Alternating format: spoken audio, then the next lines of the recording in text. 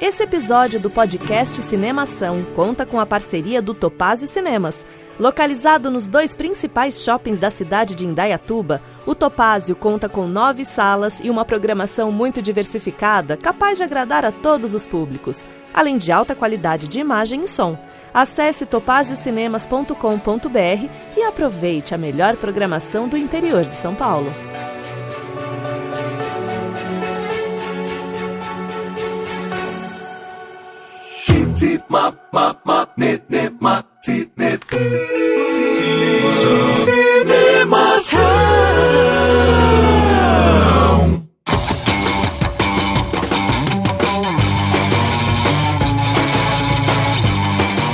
Seja bem-vindo ao podcast Cinemação 454. Eu sou Rafael Arinelli e se você me contar uma piada, eu prometo que eu não vou rir.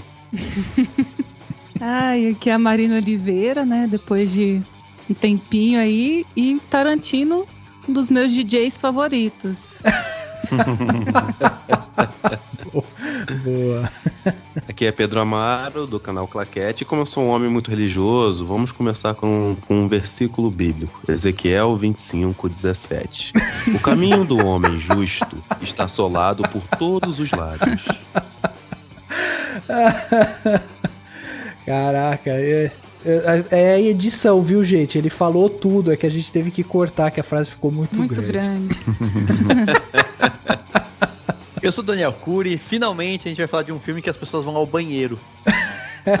Pois é, verdade. Licença, eu preciso ir no banheiro. Pô, normal, né? Na vida é assim. E quando volta, a comida tá pronta. Exatamente. É verdade. Muito bem, meus amigos, estamos aqui reunidos nesse podcast Cinemação 454 para falar sobre um clássico, um filme que completou 28 anos aí. A gente vai falar sobre Tarantino, vamos falar sobre Pulp Fiction, pois é. Lembrando, né, você que acompanha o Cinemação, que assim como outros filmes que a gente analisa aqui, né, esse filme que tem mais de 20 anos de idade certamente terá spoiler, né? Então se você é daquele que não gosta de ouvir um podcast sobre um filme que você ainda não viu e tal, faz um favor pra você mesmo, dá um pause aqui, corre lá que o filme tá na HBO Max, tá na Apple TV e tal, corre lá e aí assiste o filme e volta aqui pra escutar o podcast, porque essa é uma oportunidade que você não pode perder, é um dos grandes filmes aí do cinema, a gente vai falar muito sobre isso aqui hoje, e pra bater esse papo, né, a gente tem aqui o prazer, a imensa alegria de ter nossa querida Marina aqui com a gente, que é lá do Plano Sequência, estreando em 2022 aqui com a gente, né, Mar? Achei que você ia falar que eu tava estreando num geral. Não, eu tenho aqui, ó, já é abril, mas feliz ano novo, viu, Mar? Ô, gente, feliz ano novo, é mesmo, né? Já faz tanto tempo que eu não venho aqui que agora eu tô até casada. Pois é. A gente percebe a maturidade na voz. Mas é pra dar parabéns quando ela falou que tá casada? Eu não entendi. Claro. Eu não entendi o roteiro. Por enquanto, sim. Pois é, tô feliz, viu, de estar aqui de volta. Acho que falar de Tarantino é sempre um rolê assim descontraído, né, leve. Às vezes a gente fala de tanto filme sério, né? Pois é. Assim, não que as temáticas não sejam pesadas, mas é um filme pop, divertido. Acho que a gente vai descontrair bastante hoje. Tô feliz de estar de volta. Que bom. Mas só conta pra gente aí o que é, né, o Plano Sequência. Afinal de contas, podcast de cinema, a gente tem que recomendar já logo no começo. Pois é. O Plano Sequência tá aí, já faz 5 anos, e a gente fala de filmografias, né? Todo mês a gente escolhe um diretor ali, faz uma seleção de filmes da carreira toda do diretor, assim, a gente tenta ficar entre 4, 5 filmes, mas para falar da carreira dele como um todo, e a gente tem convidados vez ou outra, uma vez por mês, a gente ainda não conseguiu aumentar essa frequência aí. E lá no Plano de Sequência a gente também tem outro quadro, que é o Fora de Quadro, que aí a gente já fala de qualquer coisa relacionada ao mundo do cinema, assim. A gente já fez entrevista com um diretor aqui de Goiás, a gente fala de estilos, a gente fala de filmes mais recentes. O Fora de Quadro tá mais em falta ultimamente, mas tem esse lado também para quem não gosta de episódios muito longos. E esse mês que passou a gente publicou o episódio 52 sobre o Pedro Almodóvar, né? Sim. Pra surfar um pouquinho a onda aí do Madres Paralelas, né? Uhum. Mas tá bem legal o programa, com participação também. Então, quem gostar aí de cinema e quiser aprender um pouco mais sobre o diretor, o contexto em que os filmes foram feitos, é uma boa pedida aí. Que demais. Tá aí, então, já fica o convite. E a gente tem aqui também a presença maravilhosa do nosso irmão, né, o Pedro Amaro, que tá vindo lá também do canal Claquete e que nos brinda mais uma vez com uma participação aqui no Cinemação. Pedrão, seja bem-vindo também. Conta pra gente o que é o canal Claquete também, lá, sua família. O canal Claquete é um site que nós fazemos podcast, textos, vídeos. Os vídeos saem um pouquinho mais devagar. Recentemente lançamos um artigo, né, falando sobre a Novelle Vague, porque existe uma crença universal que a Novelle Vague criou o culto ao diretor, né? YouTubers falam isso, alguns livros afirmam isso e não é verdade. E não sou eu que descobriu a verdade do universo e está compartilhando com vocês. Tipo ateu recém-convertido, sabe? Descobri a verdade do universo e vou levar para vocês. Não é isso. Os debates sobre cinema ainda não são tão difundidos quanto a gente pensa. Então, um artigo falando sobre isso. Legal. Enfim, quem quiser conhecer o canal Claquete, vai ter artigos lá sobre cinema, podcast, enfim. Cara, demais. É aqui, tamo em casa. A galera que ouve o Cinemação com frequência já conhece vocês dois de longa data.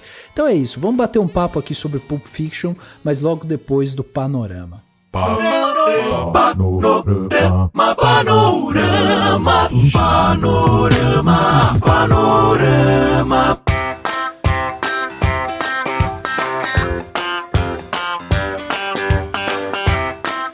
Hoje é dia de clássico, é dia de comentário. Afinal de contas, agora não tem desculpa, né? Você não pode dizer, não assistiu o filme. Não, esse filme aqui provavelmente você assistiu, você tem uma opinião sobre ele, nós queremos saber qual é a sua opinião. E para isso, basta você mandar pra gente um e-mail, né? O nosso e-mail é contato@cinemação.com, ou no post desse podcast aqui você vai encontrar um espaço ali de comentários. E aí você pode mandar o que você acha de Pulp Fiction. É seu filme favorito, por exemplo, do Tarantino? Ou não? É seu filme favorito do Tarantino, Dani? Olha, só não é porque depois ele amadureceu e fez coisas mais, digamos, mais virtuosas. Então, não. Mas é um filmaço. Adoro. É um filmaço, pois é. Então tá aí, manda aí seu comentário dizendo se você acha que é bom, se é ruim e tal, o que você acha, né, de Pulp Fiction. Além disso, né, fica também o convite para você acompanhar o nosso podcast aqui em todos os agregadores aí de podcast, né? Você pode seguir a gente no Spotify, assinar na Apple Podcast, se inscrever no Google Podcast ou no Castbox e favoritar no Deezer. Dessa maneira, todas as vezes que a gente soltar um episódio novo, você vai ser notificado aí e não perde nada. Então vai lá e acompanha a gente dentro dessas plataformas. Se tiver um tempinho ainda, vale sempre a pena você dar aquele joinha, né? Aquela curtida lá dentro do Spotify. Lá tem um sininho também, tem uma parte de avaliação. Isso é muito importante pra gente, porque quanto mais a gente vai tendo isso, mais vai tendo avaliações e tudo mais, a gente acaba sendo recomendado aí para mais ouvintes. Então fica esse pedido aqui, né, para você assinar o nosso canal aí em alguma dessas plataformas. Agora, o que você não precisa assinar, você não precisa fazer absolutamente nada, é só você ir lá e visitar o nosso site, né? Um site que está repleto de notícia legal, cheio de autores super qualificados e que está colocando sempre no ar notícias, trailers, críticas, análises, dicas, tem muita coisa bacana lá para você acompanhar e isso está dentro do nosso site, o cinemação.com. É só você ir lá, você vai encontrar tudo isso, tem muita gente bacana lá escrevendo pra gente e com textos maravilhosos. Então, se você quer ir lá e quer entender um pouco mais sobre o audiovisual, sobre cinema, quer acompanhar, né, o que de mais quente está surgindo, acompanhe a gente lá dentro do cinemação.com. Agora, uma coisa que é muito importante ser dita aqui, que vale a pena a gente sempre ressaltar em todos os episódios, é que o Cinemação é um canal independente, que ele precisa da ajuda dos colaboradores, aí, dos apoiadores, de pessoas generosas aí que possam ajudar a gente a manter essa essa estrutura aqui de pé. O Cinemação, um canal independente conduzido por mim e pelo Dani aqui, a gente faz tudo, né? Alimenta tudo, consegue colocar tudo no ar, toca, né, o podcast, edita, coloca o site também funcionando, e tudo isso tem um custo, e por isso que a gente sempre faz essa lembrança aqui, né? Se você puder colaborar, não só a gente, né, mas todas as pessoas que fazem conteúdo independente, é sempre muito importante. Então, para isso, basta você acessar o nosso site, né, que eu falei agora há pouco, cinemação.com, e lá dentro vai ter um espaço chamado Contribua, e lá você vai ver todas as plataformas de financiamento que a gente faz parte. Aí vão ter 3 planos, você seleciona o plano que você quer contribuir, e a partir de um cafezinho você já ajuda a gente, um cafezinho por mês já vai estar ajudando a gente demais. Então vai lá, contribua, e se você preferir, temos também a chave Pix, né? A chave Pix do Cinemação é o nosso e-mail, contato@cinemação.com, super simples, e aí você contribui com o valor que você julgar necessário. Agradecer aqui de antemão, né, todas as pessoas que contribuem com a gente, que fazem parte do Cinemação Premier, né, o espaço exclusivo para os nossos assinantes, porque sem eles, certamente isso daqui não seria possível, e a gente tem pessoas maravilhosas lá que acompanham a gente há muito tempo e que ajudam a manter esse sonho, né, do Cinemação no ar, e sem vocês isso não seria possível. Então, muito obrigado. E chegando numa outra coisa que nos move sempre e a gente adora receber, que são os comentários das pessoas, eu vou ler 2 comentários aqui rapidinhos. Um foi do Júlio Makoji lá no Twitter, né? Ele comentou um elogio super bacana no episódio 453, o anterior, que a gente comentou sobre o Oscar, né? E ele colocou assim, ó: Edu Sasser me representa. Um bando de filme chato no Oscar. E Coda é lindo. Ou seja, ele é defensor do que ganhou mesmo, né? E aí do que ganhou. E ele explica de um jeito muito bacana, né? Que ele colocou assim, ó: chorei, mas não pelo óbvio. A minha esposa deu aula para crianças surdas e por ter falecido no ano passado, tudo nesse mundo me comove, sem contar que eu já tinha assistido Bélier, a família Bélier, em que o filme foi baseado. Então é bem isso, assim, super bacana a mensagem do Júlio, porque de fato ele concordou com o filme, tá tudo certo, o Coda tem essa importância, e é isso, não tem técnica, não tem análise de cinema que seja mais importante do que o quanto o filme te atinge pelas suas experiências, pelas coisas que ele importa pra você quando você assiste esse filme. Então, não, e a gente até falou, né, Dani, no episódio, que esse filme ele é um abraço mesmo, ele é um abraço quente, ainda mais em um momento que a gente tá vivendo de guerra, né, é super complicado isso, e a gente fala muito em ódio, né, no dia a dia, e Coda chega pra dar um abraço. E aquela cena, cara, dela cantando pro pai, e o pai colocando a mão nela, na garganta, né, sentindo o cantar, cara, aquilo é lindo demais, meu. Aquilo é maravilhoso. Exatamente, e é isso, assim, o importante é isso, é que os filmes te emocionem desse jeito, né, e tá tudo certo. E tem também um comentário super bacana do Miguel Camelo, lá no Castbox, que a gente sempre tá de olho também. Ele comentou uma coisa bem legal que tem muito a ver com o podcast com esse episódio de hoje aqui, ó. Ele comentou o seguinte: lá no episódio 447, que a gente comentou sobre a distância entre o público e a crítica, e a gente falou muito do algoritmo, né? Aquela questão do algoritmo nos streamings, né? Ele comentou o seguinte: o algoritmo é a melhor desculpa para se criar os filmes mais genéricos possíveis, porque no fim, uma Netflix quer que as pessoas fiquem cada vez mais tempo no serviço. Daí tantas tramas iguais, com grupos diferentes. Se eu gosto de pizza e me oferecem pizza, claro que eu vou querer, mas a falta de opções diferentes é onde mora o perigo, porque parte do suposto de que o público não teria interesse. Os críticos de podcast e YouTube também contribuem, porque acabam falando do filme da semana, participam do hype, e daí a maioria entende que cinema se resume a isso mesmo, já que boa parte dos outros filmes nem falam ou não perdem tempo produzindo, já que não daria o mesmo número de plays, né? Então ele critica essa resposta, né, que as pessoas fazem, justamente pegando sempre o hype, acaba não falando de filmes bacanas, importantes, e sim de filmes do hype, que às vezes vão ser esquecidos logo em seguida, né? E que bom que neste episódio, Miguel, você vai poder ouvir falar sobre um grande clássico, um filme importante e que não tá no hype, porque afinal de contas a gente não fica seguindo só aquela diquinha lá da Netflix pra você ficar grudado na tela.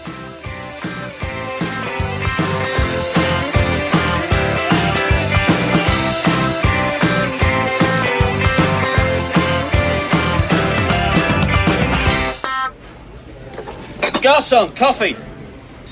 This place. Garçon means boy.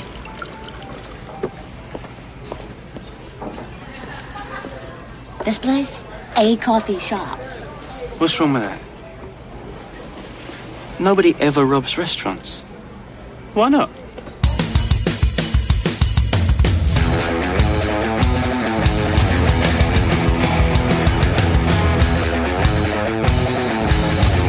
Chegava aos cinemas americanos no dia 14 de outubro de 1994 o filme Pulp Fiction, porque no Brasil o filme chegou no dia 8 de fevereiro de 95. Esse foi o segundo longa-metragem do Quentin Tarantino e o filme teve um orçamento aí de 8 milhões de dólares e até hoje o filme já arrecadou 212 milhões de dólares. É isso que vocês ouviram. O filme teve um orçamento de 8 e arrecadou até hoje 212 milhões. É um bom investimento, né? Esse filme foi um bom investimento, com 20 anos, né, de investimento aí. A sua primeira exibição foi feita no Festival de Cannes em 1994 e rendeu o Palma de Ouro, né, prêmio de maior prestígio do festival. E no Oscar, ele foi indicado aí, ele teve 6 indicações, né? Teve melhor ator coadjuvante, melhor atriz coadjuvante, melhor diretor, melhor edição e melhor filme. E o filme levou ainda o Oscar de melhor roteiro original. E certamente isso vai ser uma das pautas aqui que a gente vai traçar, né? Porque o roteiro desse filme é realmente maravilhoso. E para quem não conhece o filme, ele conta aí algumas histórias meio que em paralelas, mas que vão se conectando, né? Então a gente tem de um lado o Vincent e o Jules, que são 2 assassinos profissionais que trabalham em cobranças para um gangster chamado Marcellus. Enquanto isso a gente também acompanha a vida do Butch, que é um pugilista ali que acaba rompendo um acordo justamente com esse gangster e aí ele precisa tentar resolver esse problema e a gente vai, né, entendendo ali. O filme ele é contado de uma forma não linear, então as coisas vão se conectando ao longo da história. Dani, diz pra gente então, além de Tarantino, e tem nomes muito legais aí que compõem o filme, uma galera que tava até no auge ali, né? Sim, exatamente. Na verdade, assim, o Pulp Fiction foi o filme do ano praticamente, né, em 94, né? Claro que foi um puta de um ano pra cinema, né? Assim, principalmente em Hollywood, né? Teve desde Sonho de Liberdade, Forrest Gump, Tiros na Broadway, que também fez muito sucesso. Foi o ano de 4 Casamentos e um Funeral. Foi o ano que o Jim Carrey tava bombando com Máscara, Ace Ventura, Debi Lloyd, 3 filmes num ano só, né, tal. Então, assim, foi um ano cheio de grandes filmes. Se você for ver lá os indicados ao Oscar, você vai ver nomes que são lembrados até hoje, filmes que são lembrados até hoje. Mas o Pulp Fiction começou praticamente o ano ganhando a Palma de Ouro, né, lá no Festival de Cannes. E a situação era muito engraçada, porque o Tarantino tinha chamado a atenção de todo mundo lá com os Cães de Aluguel, e tava naquela coisa, na época se falava um pouco, não sei se ainda hoje tem, do que eles chamam de síndrome do segundo filme. Tanto que o Tarantino até chegou a cogitar, intitular o filme de Não É Tão Bom Quanto o Primeiro, uma coisa assim, né, pra tipo, dizer assim, esse filme não é tão bom quanto o primeiro, porque se dizia que o segundo filme de um diretor não ia ser tão bom assim.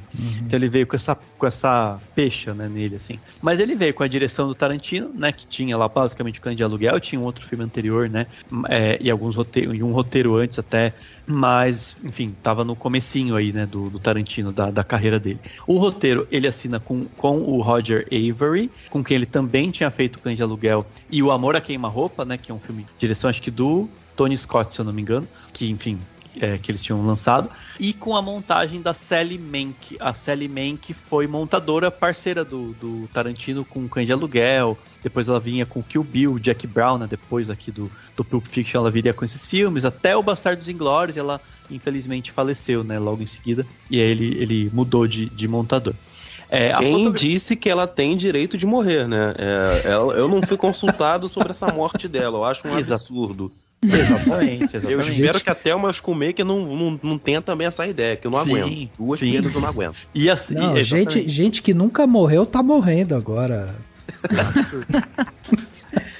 A fotografia desse filme é do Andrei Sekula, que tem vários filmes de tudo que você imaginar e tinha feito Cães de Aluguel também, com Tarantino. E o design de produção, que eu acho que é algo a se comentar aqui, importante aqui no Pulp Fiction, foi do David Wasco, que também veio a fazer Kill Bill, Bastardos Inglórios com Tarantino, veio a fazer recentemente o 50 Tons de Cinza, La La Land, entre vários outros filmes, como designer de produção, né? E aí no elenco a gente tem, é interessante porque a gente tem o John Travolta, e o John Travolta foi o grande comeback do John Travolta naquele momento. Não que ele não estivesse fazendo muitos filmes, ele tinha acabado de fazer até aquela trilogia, e eu lembrei dela, falei, gente, eu assisti acho que todos esses filmes na minha infância, que é aquele, Olha Quem Está Falando, aí teve 3 filmes da trilogia. Olha Quem Está Falando Agora, Olha Quem Está Falando de novo e tal, teve vários. Mas ele tava num momento meio tido como, sabe assim, de queda na qualidade da atuação, segundo as pessoas e os críticos e tal. Então esse foi um grande retorno dele, né? E tem também, claro, o Samuel L. Jackson, a Uma Thurman, o Bruce Willis, o Ving Rhames, que faz o Marcellus Wallace, né, o vilão do filme, digamos assim. Tem a Rosanna Arquette, o Eric Stoltz, o Tim Roth, a Amanda Plummer, a Maria de Medeiros, o Christopher Walken e o Steve Buscemi. O Steve Buscemi, inclusive, faz uma participação muito rápida e tem gente que até hoje descobre que era ele, né? O garçom lá do...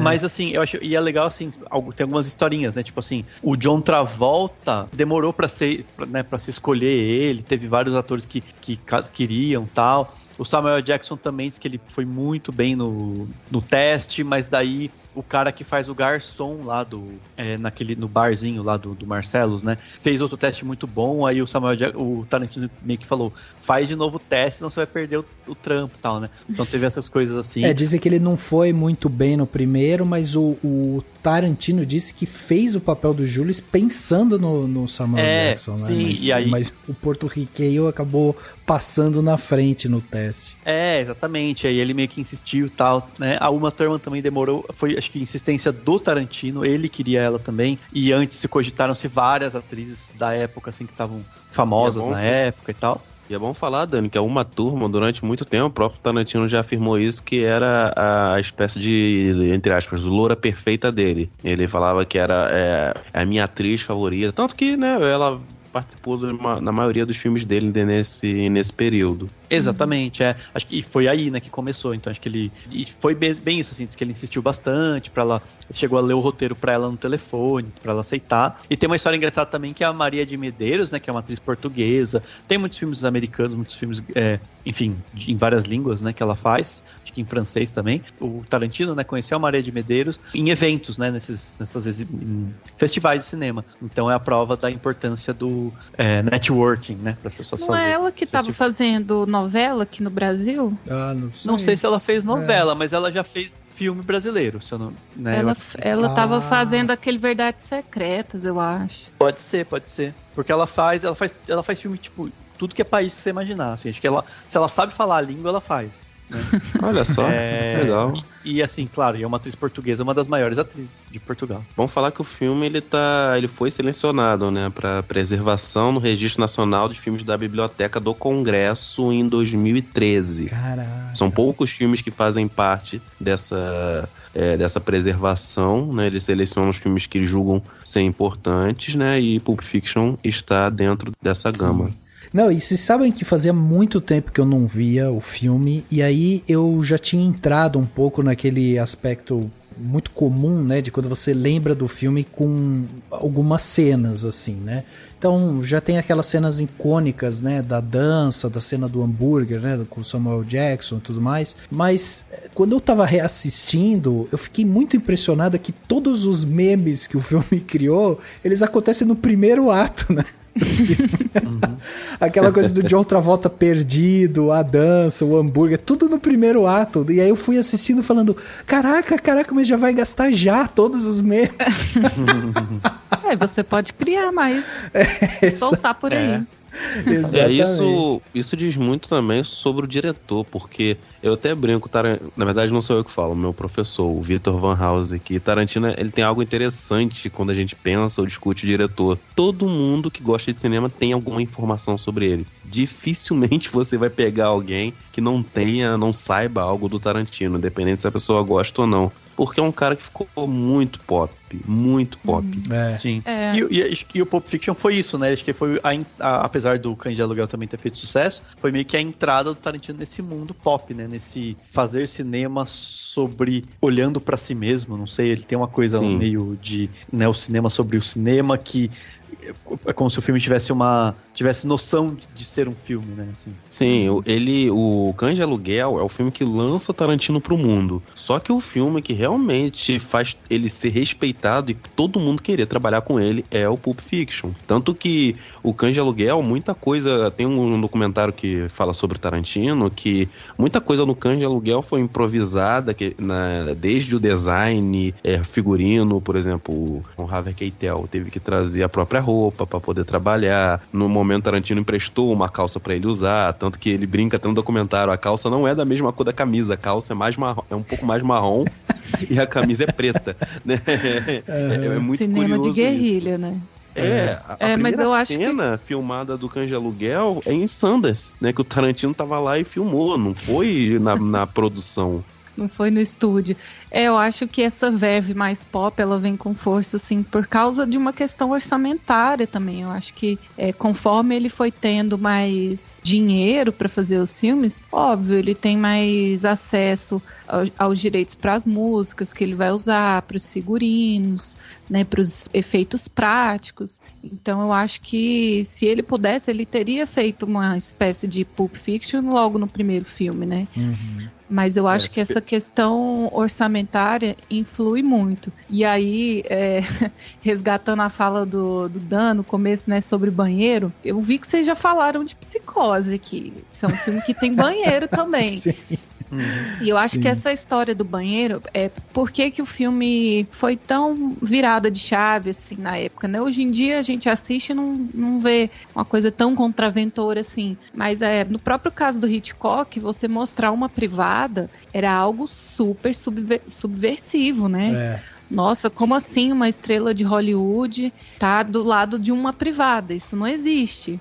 E aqui no caso do Pulp Fiction, né, eu acho que o diretor, ele não está interessado em fazer um filme bonito. Ele quer mostrar a feiura mesmo. Ele quer mostrar a podridão, a coisa escrachada. Então eu acho que esse olhar para esse submundo ali de Los Angeles, né, que até então Los Angeles é um lugar de sonho, é um lugar de glamour, mas ele volta a olhar para essa parte feia, para essa parte criminosa de Los Angeles. E eu acho que essa forma feia de mostrar as coisas e bem-humorada também é o que te prende no filme, né? Sim. Porque, igual o Rafa falou, tem muito meme ali no primeiro ato do filme, mas se você parar para observar, o filme não é um filme de muita ação, é um filme verborrágico, né? Isso é uma característica do Tarantino, dos roteiros dele, dos personagens que ele cria, né? Todo mundo fala, e fala demais, e fala muito. Em algumas sequências dá até uma sensação de monotonia, assim, né? De tédio, né? Porque são só duas pessoas conversando. Mas eu acho que essa verborragia, esse fala, e a ação acontece em momentos pontuais, é o que aproxima a gente dos personagens, né? O que faz esses personagens serem reais, serem críveis, porque em algum momento do filme dele você vai ter que levar a sua suspensão de descrença, né? Porque vai acontecer alguma coisa absurda em algum momento, mas ele toma esse tempo para deixar as pessoas conversando sobre coisas triviais e que ao mesmo tempo, se você quiser aprofundar, podem ser assuntos subversivos, mas ali tá numa conversa trivial, você se identifica com esses personagens e é isso que te leva adiante na história, né? Você se identificar, mesmo você sabendo que o que eles fazem para viver é matar gente, é traficar drogas, então eu acho que mostrar esse lado feio de Los Angeles de forma realista, mas também bem-humorada, sem se levar muito a sério, foi o que cativou muito o público da época, né? Sim, sim. Mas eu acredito que também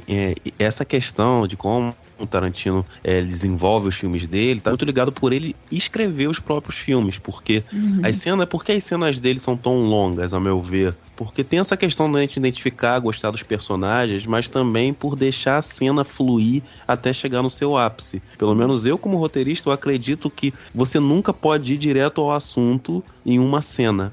sabe? É claro que tem um momento chave que você, beleza, pode entrar, o personagem pode entrar, fazer algo, mas o início do filme já mostra isso. Eles estão conversando sobre hambúrguer, falam de outro país, como são chamados, uma conversa trivial, né? E a gente, independente se a gente identifica ou não, a gente entende o que tá acontecendo ali, só que a gente ainda não sabe o que vai acontecer no filme, sabe? Então é muito bacana que vai tendo esse jogo. Cara, chega um momento que os personagens param, não, vamos esperar, não tá na hora ainda não.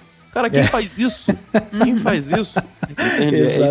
Isso é muito interessante. E é claro, tem uma explicação isso, né? Quando a gente pensa no cinema moderno, que talvez em algum momento a gente fale aqui. Mas é isso, né? O Tarantino, ele entende como as sequências dele devem ser feitas e desenvolvidas nessa questão do tempo. E com a Sally Mank editando, é muito mais fácil. Eu acho que quando o diretor escreve, né, os roteiros que ele trabalha, ele já meio que direciona essa escrita dele já pensando na mesa de edição também, né? Sim. Ele já sabe exatamente o que ele vai querer na montagem, né? Sim. Que é o que faz esse filme funcionar. Eu acho que ele ter ligado para uma turma e lido o roteiro, não sei se deve ter ajudado muito não, apesar dos diálogos serem interessantes, mas os pedaços soltos do filme, se você lesse um roteiro, não dá para entender muita coisa, né? Porque tem essa falta de linearidade no roteiro. Então, através da montagem, ele consegue dar sentido para isso. Mas aí você tem que assistir o filme, né? What does Marcellus Wallace look like? What? What country you from? What? What ain't no country I ever heard of? They speak English and what? What? English, motherfucker! Do you speak it? Yes. Then you know what I'm saying. Yes. Describe what Marcellus Wallace looks like. What? Say what again? Say what again? I dare you. I double dare you, motherfucker. Say what one more goddamn time. Várias coisas que vocês comentaram que é interessante. Uma delas é que quando a gente fala sobre essa coisa do ritmo, né, do filme, é óbvio que a gente vê que o Tarantino vai beber muito da novela vague, né, que é um movimento que ele gosta muito, né? Ele sempre bebeu muito do cinema e tal, é um cara que gosta, que estuda, que entende e tal. Então, a gente já vê isso. E novela vague tinha muito isso, né? Esses movimentos longos, né? Cenas longas e tal. Então, essa construção vem muito desse estudo também. Tem uma coisa interessante, só uma observação, quando vocês estavam falando da questão do banheiro, que eu acho legal, é que aqui a gente já começa a ver um ponto desse roteiro que é muito bem amarradinho, né? Ele, como eu falei até no começo, ele não é linear, então a gente precisa prestar muita atenção, porque uma história vai conectando a outra, você tá em tempos diferentes ali, e no final você consegue entender o todo, né? Mas uma coisa interessante é que ele usa ali um gatilho narrativo, que é o seguinte: no caso do Vincent, que usa o banheiro, ele vai no banheiro 3 vezes, e nas 3 vezes que envolvem a ida do Vincent ao banheiro, acontece alguma coisa. É sempre um gatilho que vai acontecer alguma coisa. Então a gente tem a primeira vez que ele vai no banheiro, quando ele tá com a Mia, né? E ele vai no banheiro na casa dela, e aí ele fica lá ensaiando, que ele vai sair e tal, e ela acaba tendo a overdose. Depois a gente tem uma outra cena que ele vai pro banheiro, e quando ele sai do banheiro ele é morto, né? E aí a gente tem a terceira cena dele, quando ele vai pro banheiro e ele sai, tá tendo o assalto na lanchonete. Então ele usa isso até como um gatilho, assim, tipo, são pequenas coisas que ele faz ali, que ele vai, sabe, ajudando o espectador a entender o movimento do filme. E ele repete isso quando ele usa, por exemplo, o próprio Ezequiel 25:17 lá, quando o Jules vai recitar o versículo e tudo mais, a passagem ali, né? Todas as vezes que ele faz isso é sinal que ele vai matar alguém. Mas isso não precisa ser exatamente dito, sabe? Isso daí não precisa estar ali explícito. Ah, vou recitar porque vou matar alguém. Não. O fato dele repetir isso e dar o tempo necessário que a gente estava falando acaba ajudando o espectador a entender as motivações dessas ações, entendeu? Isso que você falou, você começou falando das referências do Tarantino da novela vague, e eu concordo. Ele sempre elogia Godard, tanto que o nome da produtora dele, né, Barão de Apá, é homenagem a Godard, mas ele não assume. E eu não acredito que ele, na desculpinha que ele deu, né, que ele tem uma entrevista que ele fala sobre isso, que ele não via muito Truffaut, e eu acho mentira. Eu sei que o papo é sobre Pulp Fiction, mas só pra dizer que se você pensa em que Kill Bill é praticamente a mesma coisa de um filme chamado A Noiva Estava de Preto, do Truffaut. Então, é curioso. Por que eu tô falando isso? Porque entender as referências do Tarantino é a gente enxergar melhor como ele olha pro cinema. Por exemplo, tem a questão da novela vague, mas também tem uma aproximação do Tarantino com o próprio Fellini. A dança que a Mia e o Vincent fazem na sala, quando eles vão sair, vão para aquele restaurante, é a cena que aparece em 8,5 do Fellini. Sim. E Tarantino tem muitas referências, né? Mas tudo isso tá ligado com uma forma de fazer cinema. Porque desde a novela vague e com os filmes italianos, que são também de uma época semelhante, os filmes podiam ter esses momentos pra nada. Existem filmes, por exemplo, se a gente for pegar Noites Brancas do Visconti, tem cena que os personagens começam a dançar, eles começam a olhar um personagem dançando e o filme vai ficando nisso, sabe? Tipo, entre aspas, a trama não anda. Sim. Então, alguns filmes eles podem ter esse tipo de narrativa.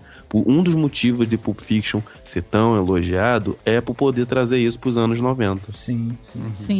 Mas eu acho que ele tem uma relação também, eu tava lendo sobre ele, pensando, porque assim, tem uma questão do tempo e das aleatoriedades, assim, que eu acho que elas têm uma relação, que até se a gente pensar vai ter relação até com a forma como a história toda é contada, né, com sem essa ordem cronológica. O tempo no sentido de que você sempre tem coisas urgentes ou coisas que precisam ser feitas rapidamente e alguma coisa para atrapalhar isso, alguma coisa que faz com que essa urgência se perca. Isso tem até, acho que até o timing cômico, mas se a gente pensar, né, quando a Mia tá quase morrendo, eles demoram para achar lá o livro da medicina para ajudar. Quando eles estão com pressa para ir embora lá da casa, chega lá o personagem do Harvey Keitel e ele é todo meio, né, resolve as coisas, mas de um jeito meio no tempo dele. Enfim, tem essas coisas do tempo, né? Assim, o próprio personagem do Butch, né?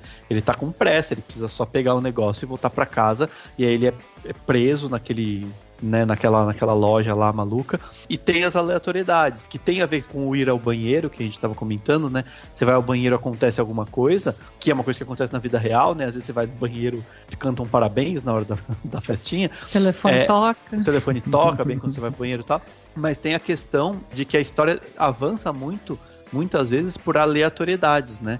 No caso do Butch, ele encontra lá o cara no semáforo, ele do nada, né, vai pra loja lá e cai numa loja que tem um sádico maluco que é dono da loja e que tá lá e que acaba prendendo ele e o Marcellus Wallace. A própria ideia das balas, né, assim, o Julius entende como uma mensagem divina, mas também pode ter sido uma aleatoriedade, né? E até a morte lá do rapaz, né, que o cara mata sem querer no carro lá, que é uma cena que é meio surpresa, mas ao mesmo tempo é engraçada, né? Acho que tem esse timing que ele consegue dar mesmo para as coisas mais violentas.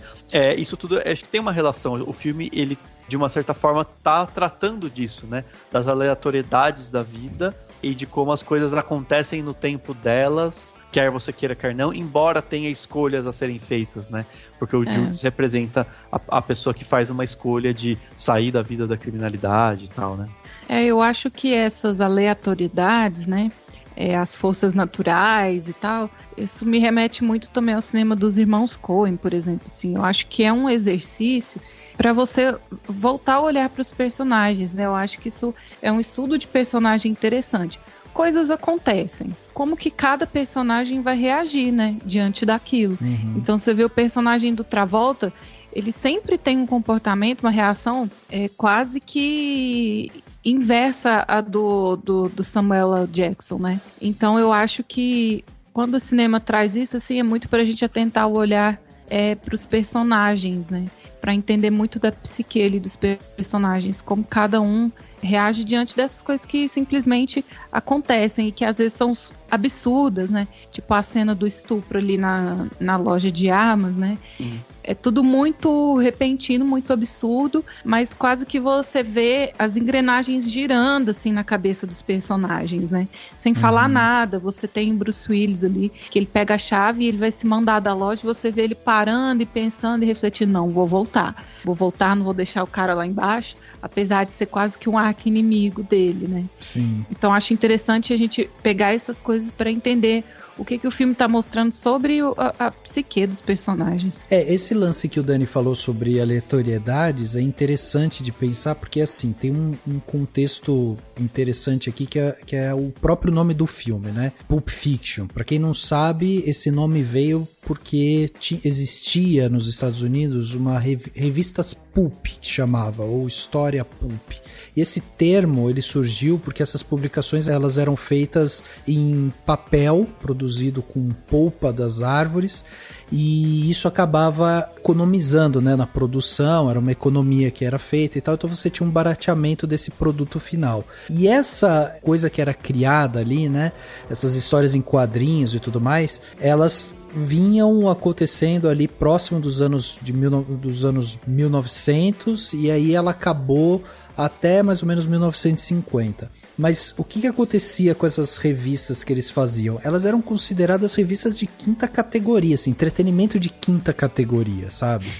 E aí é muito interessante porque o Tarantino ele vai subverter isso, ele vai pegar um negócio que é considerado um entretenimento de quinta categoria, vai usar várias técnicas cinematográficas ali e tal, para trazer essa cultura pulp, né, para um outro patamar. E aí eu acho que ele faz uma brincadeira que o Dani chamou de aleatoriedades, eu vou chamar dessa dicotomia que o Tarantino faz entre a insignificância e o importante, entendeu? Porque eu percebo muito o filme nessa brincadeira, em que ele fica o tempo todo questionando o que é importante e o que é insignificante. Então veja, até as mortes que acontecem, elas acontecem de forma muito insignificante, sendo que ele tá brincando com a vida das pessoas, né? Então a vida tá ali e tal, e as mortes são tidas como insignificantes. Quando você tem, por exemplo, toda essa cena do estourei a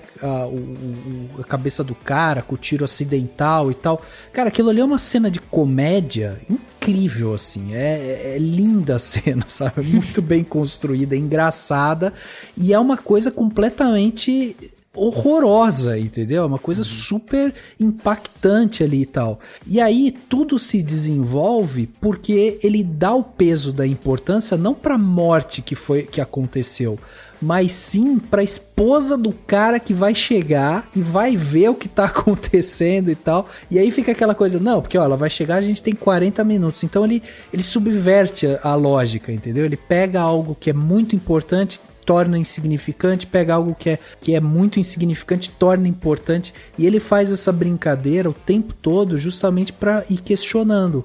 E aí a própria essência do filme, né, que veio do seu nome, acaba trazendo justamente essa reflexão, né, como que algo que é considerado um entretenimento de quinta categoria pode virar tema, o nome de um filme hollywoodiano de 8 milhões de dólares, entendeu? Mas essa característica que você falou de o Tarantino pega, ele brinca com a violência, vai ser um dos motivos dele ser criticado no começo de carreira, por ele ser uma pessoa que tem um exagero visual com a violência muito forte, né? E não tô querendo dizer se é certo ou errado. O ponto é que se torna uma característica do diretor, né?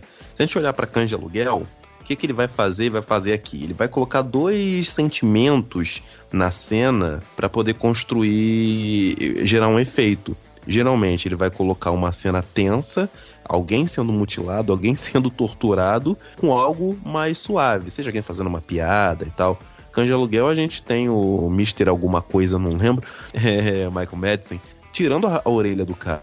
Mas o que ele faz? Ele vai dançar primeiro, né? Aqui você tem cenas parecidas. Eles estão no carro, conversando, e pá, a arma bateu, bum, atirou, estourou a cabeça do rapaz. Porque isso é uma das características do Tarantino. Tarantino não foi o cara que inventou isso, tá? Sim. As pessoas acham que a música é de tortura, música bonita com tortura. Não, o David Lynch já fez isso antes dele, enfim. E outros já fizeram, mas acredito que um dos motivos dele é isso, é trazer esse olhar diferente para quando você constrói cenas. Por exemplo, você falou, Rafael, que o Pulp é algo vulgar e ele trata com muito respeito como algo de primeira.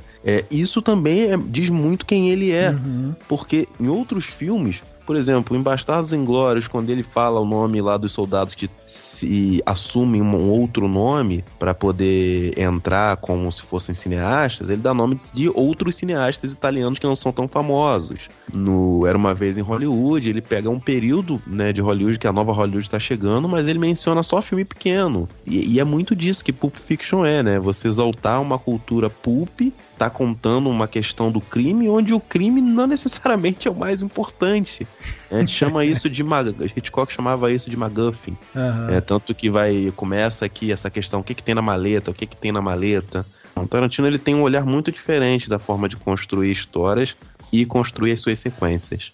Eu acho que essa balança que ele faz entre o que vale a pena ser discutido ou não, o que tem importância ou não tem importância, é ao mesmo tempo que me soa como uma crítica social mesmo, assim, em relação à nossa seletividade, né? Como a gente tem um olhar muito seletivo às vezes, né? Às vezes é bom você ver uma cena de um bandido morto e do mocinho não. E a gente faz esse juízo de valor, de quem merece morrer ou não, quem merece sofrer ou não.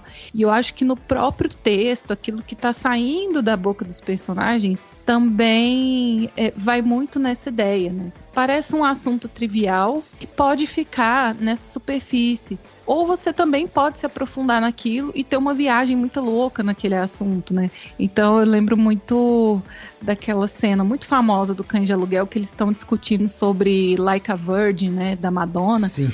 De uma forma ridícula, mas é uma música importante para a cultura pop, que fala muito sobre a liberdade sexual da mulher e o papel que a Madonna teve dentro disso.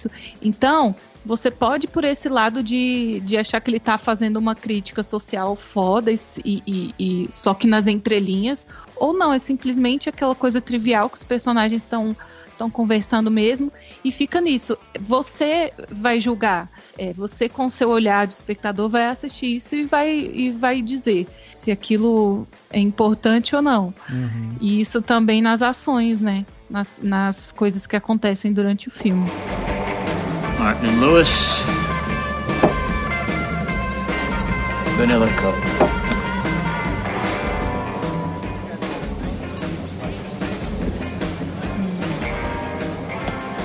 Yummy. You think I could have a sip of that? Be my guest. I gotta know what a $5 shake tastes like. You can use my straw. I don't have cooties. Yeah, but maybe I do. Cooties I can handle. All right.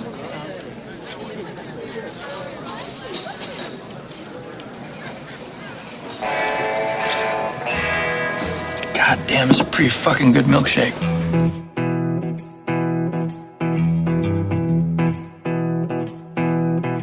Curioso até pensar, por exemplo, eu gosto muito como eles constroem o personagem do Marcellus Wallace, né, como alguém violento demais, sem nunca mostrar, né, o que ele faz. Pelo contrário, ele sofre, né, violência. E eles fazem isso, obviamente, por meio dos diálogos super bem escritos. Então você vai vendo que ele matou um cara só porque fez massagem no pé, né, tem aquele papo lá.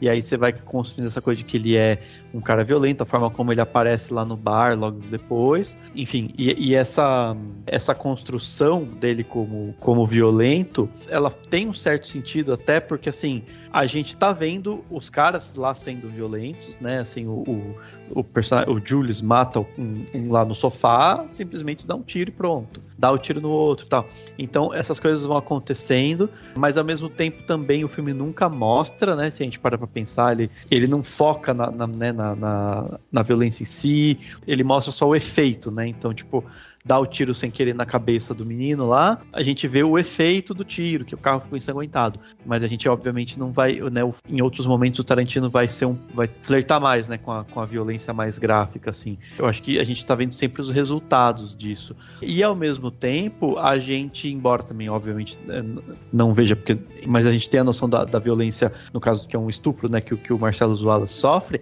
e depois também ele verbaliza a violência que ele vai fazer com o cara que cometeu aquilo com ele pra se vingar e tal. Enfim, eu tô falando isso porque eu acho que é também a forma como ele faz, né? Ficando também no verbalizado e nos efeitos daquilo, e ele nunca mostra. E aí acho que um outro elemento que não seria tão violento, mas ao mesmo tempo representa a maneira como o Tarantino escolhe mostrar essas coisas, é o momento que eles conseguem, digamos que, ressuscitar a Mia Wallace, a personagem da Uma Thurman, porque a gente também não vê a agulha, né, daquela injeção entrando, a gente só vê ele preparando, e aí de repente corta e a gente tá vendo ela acordando com aquele susto.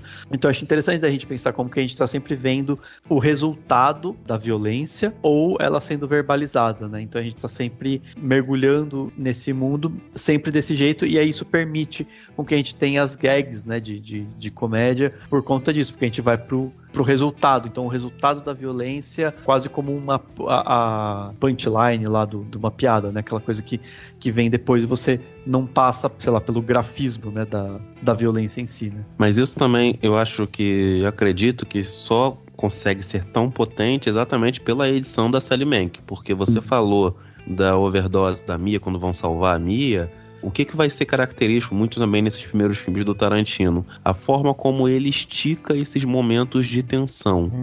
É muito engraçado, cara. Essa cena me dá um nervoso. Eu não consigo ver a agulha entrando em coração. Realmente é difícil pra mim. Não tenho medo de agulha, não. Mas essa cena me dá um nervoso. Porque exatamente vai ser isso. Tem uma pessoa lá quase morrendo e no momento de a agulha vai entrar, ele quebra um pouco o ritmo, porque a cena tá muito rápida, tá muito tensa. E ali o que acontece? Eles começam aquela contagem e o ritmo quebra pra depois entrar aquela força e ela, entre aspas, né, ser salva. E você sabe que a cena foi filmada ao contrário, né, Pedrão? Não disso eu não sabia, não. Foi filmada ao contrário. Fez o movimento inverso. O John Travolta encosta o negócio no peito dela e sobe com o braço. E aí na edição eles fazem a reversão. Cara, que legal, muito legal. Disso eu não sabia.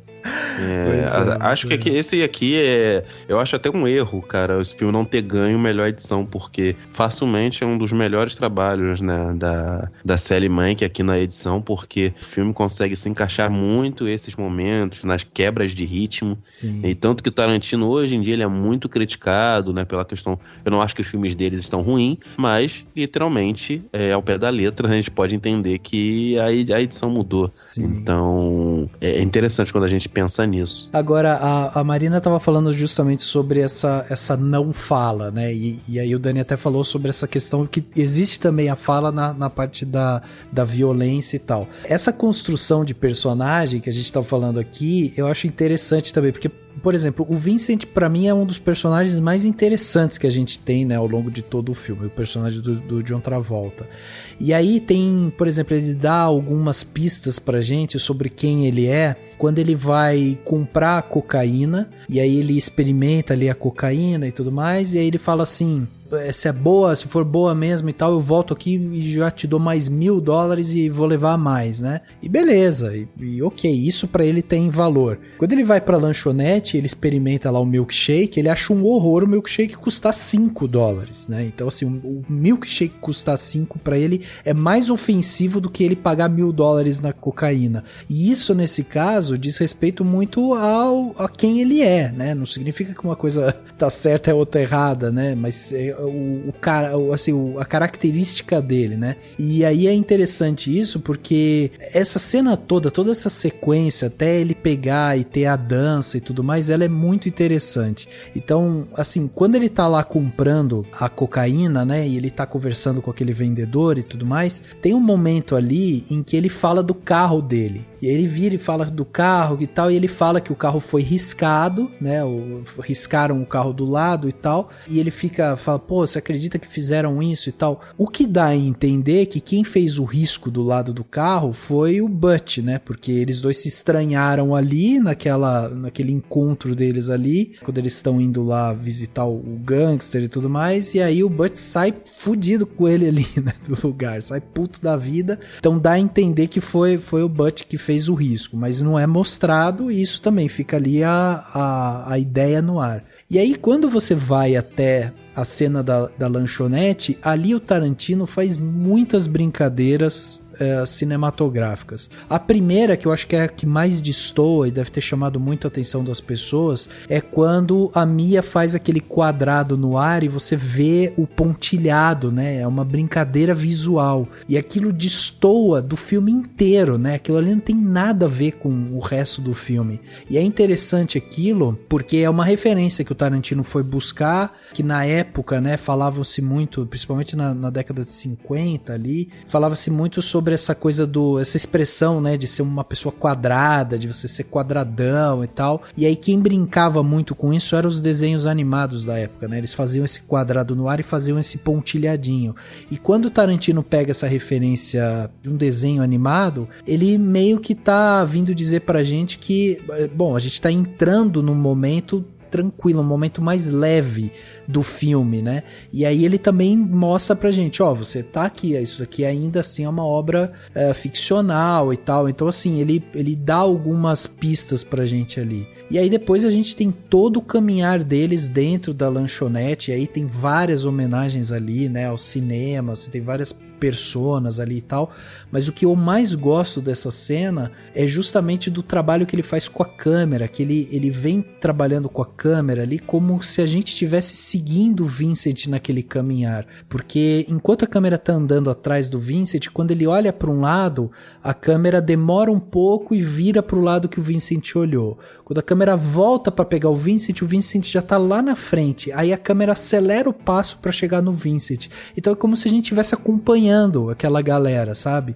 Até o perdido, né, que o Vincent tem, porque ele passa do carro e a gente vê a Mia entrando, né, parando pra entrar no carro onde eles vão comer, e o Vincent passa, e a câmera vai sempre seguindo ele, assim, então ela dá uma expectativa de como o Vincent está se sentindo ali, então ele está observando o ambiente, mas ele coloca o espectador também dentro daquele ambiente, sabe? E eu acho isso muito legal, assim, a maneira como ele constrói essa cena, sabe? Sim, toda a mise-en-scène, né, do filme, ela é pensada de uma forma muito dedicada, e isso também só engrandece. Só uma curiosidade, você falou do Vincent Vega, né, o John Travolta, você sabe de quem ele é irmão, né, no filme mesmo. Não, de quem? É do Mr. Blonde, do Cães de Aluguel. São irmãos, e o Tarantino já até assumiu isso. Eles tinham até vontade de fazer um filme sobre os irmãos, mas acabou que isso não foi levado à frente. Então, poxa, uma pena, acho que seria muito, muito interessante. Tarantino verso, né? É, quase isso, né? Tanto que saiu até um curta-metragem brincando com isso. É. Mas eu costumo dizer que também Pulp Fiction, ele só é brilhante pela forma como ele é filmado. E quando a gente pensa que é um símbolo pop, né? Porque Pulp Fiction é um símbolo pop, você vê camisa, vê meme, enfim. Não é normal esses filmes que são mais pops, a gente ter esse cuidado enorme quando a gente pensa numa mise-en-scène, num trabalho de câmera muito bem definido. Hoje, por exemplo, o que a gente tem? Tem os filmes de super-herói, tem aqueles blockbusters, e não necessariamente fazendo aquele apelo, blockbuster ruim, mas muitos momentos eles tendem a seguir um padrão de como vão ser filmados. Sim. Por exemplo, você citou na cena lá onde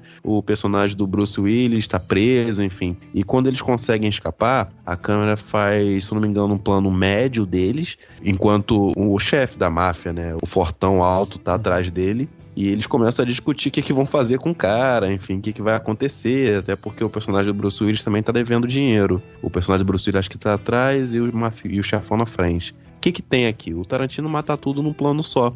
Se fosse qualquer coisa filmada hoje em dia, plano fechado no primeiro personagem, corta plano fechado para outro falando, sabe? E qual é a questão? Por que é tão interessante nisso? Você ganha na questão da velocidade para filmar e você consegue explorar pequenos detalhes que para mim só enriquecem a direção. Por quê?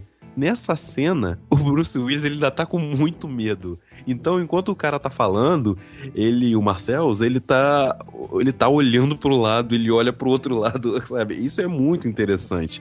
Se a cena fosse cortada, a gente talvez não teria essa sensação que eles estão tão próximos e ele tá incomodado ali.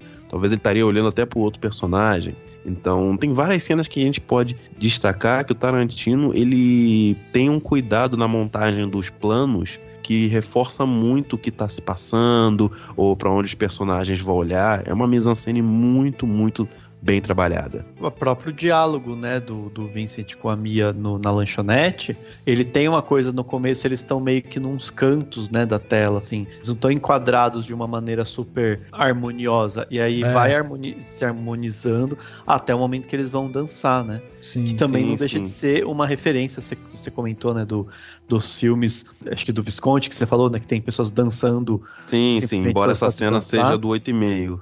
Não, então, mas assim, a questão é uma característica que ele tá repetindo aqui também naquela cena que ele tá homenageando o cinema como um todo, com várias referências, porque realmente é isso, é uma dança que teoricamente não serve pra nada, embora se para pensar, grandes cenas icônicas do cinema são só pra isso, pra você desenvolver os personagens, pra você fazer você ter empatia por eles e tal, e que não deixa de ser essa relação entre esses dois, o que se reforça ainda mais no subtexto do roteiro se a gente pensar no quanto o Marcellus Wallace pode ser violento, ou seja, se ele foi violento com um cara que fez massagem no pé dela, imagina ele saber que você dançou com ela no barzinho, exatamente, levou ela pra casa, ela cheirou sua droga e tal. Então você vai tendo, isso cria num subtexto, porque você tá no âmbito da comédia, do bom humor, de uma certa leveza, né, apesar das temáticas. E aí, só que se você parar pra pensar, cara, ele tá se arriscando demais, ele tá, né, ou talvez seja até uma forma do Marcellus Wallace testar ele, porque aparentemente, pelo que a gente vê, né, no diálogo dele com o Julius no começo do filme, o Julius é mais experiente, é o cara que faz a coisa do jeito que tem que fazer, manda bem, né, é o capanga perfeito. O Vincent acabou de voltar de uma viagem, dá a entender que ele foi preso e tal, então ele ainda tá começando nessa organização, nesse grupo. E aí é como se fosse também um teste dele fazer assim, deixa eu falar pra ele cuidar da minha mulher, porque dependendo do que aconteceu, eu já sei se eu confio ou não nele, né? Então acho que tem esses dois subtextos que dá pra gente ver, então dependendo de como você estiver vendo o filme, você pode estar tenso, você pode falar, cara, ele tá dançando com essa mulher, e isso pode dar merda, né, assim, isso pode dar coisa errada. E só deixar claro, eu não sou problema de filmar corte pra lá, corte pra cá, quando tem diálogo, não. Meu problema é só a pessoa fazer isso o tempo todo, cara, tipo Bohemian Rhapsody, né, que beleza, sai impactado, teve todo o negócio, mas o filme é só isso. Corta pra lá, oi, boa noite, oi, bom dia, sabe? É isso. Não, e você ainda ter que olhar para aquela prótese dentária do Rami Malek, né, que é sofrível. Mas assim, o Dan tava falando, né, das maneiras que a gente pode ler essa cena do restaurante. Eu já leio como uma cena de comédia, assim, porque pra mim, além de tudo, é o que vocês comentaram, essa cena é uma grande piscadela de olho, assim, em relação à própria carreira do Travolta, né? Porque ele tá meio brisado, assim, né? Porque ele usou drogas antes de buscar a menina, até para ter um pouco de coragem para assumir essa missão, né? Para não fazer nada de errado, para chegar tranquilo. E conforme eles entram nesse universo, anos 60, né? Dança de salão, Elvis, Marilyn Monroe, a cena toma esse tempo para ele ir divagando, entrando nesse universo, e ele entra achando tudo muito ridículo, muito esquisito. Você vê no olhar dele que ele não tá se reconhecendo ali, o que é uma grande ironia, porque isso foi parte da carreira dele, né? Ele vem do Grease, ele foi muito essa figura meio James Dean, né? Elvis Presley, desse cara do topete, da jaqueta preta. Sim. Então, ao mesmo tempo que ele tá se fazendo de desentendido ali, que não tá entendendo essa brisa anos 60, conforme a cena progride, ele vai se adentrando cada vez mais nesse universo, ele vai criando uma familiaridade ali. Então, são os elementos aos poucos que ele vai gostando ali. Aí tem o milkshake e tal, que culmina na dança, que é onde ele se solta e ele se entrega, assim, meio que fazendo as pazes, eu acho, até com a própria carreira, né? É claro que isso cria em mim uma expectativa de que ele vai fazer uma super dança, né? A lá embalos de um sábado à noite, né? Mas até essa expectativa é meio que quebrada, assim, que eles fazem uma dança simples, mas que é um momento em que ele meio que se reconecta com esse passado da carreira dele, né, que envolve tudo isso, envolve dança, envolve pares amorosos, envolve anos 60 e tal, e aí a cena tem um fade, assim, é meio como se aquele sonho estivesse se dissolvendo, sabe? Então, essa cena pra mim é uma cena engraçada. Pra além de tudo, da leveza e tudo mais, eu acho engraçado porque é meio que um deboche, assim, não se levando tão a sério, né? O Travolta não se levando tão a sério, ele rindo da própria trajetória dele, se divertindo com aquilo. Marvin, what do you make of all this? Man, I don't even have an opinion. Well, you gotta have an opinion. I mean, do you think that God came down from heaven and stopped... Oh, what the fuck's happening? Oh, man, shit, man. Oh, man, I shot Marvin in the face. Why the fuck you do that? Well, I didn't mean to do it. It was an accident. Oh, man, I seen some crazy-ass shit in my time, but this... Chill out, man. I told you it was an accident. He went over a bump or something. Hey, the car ain't hit no motherfucking bump. Hey, look, man, I didn't mean to shoot the son of a bitch. The gun went off. I don't know why.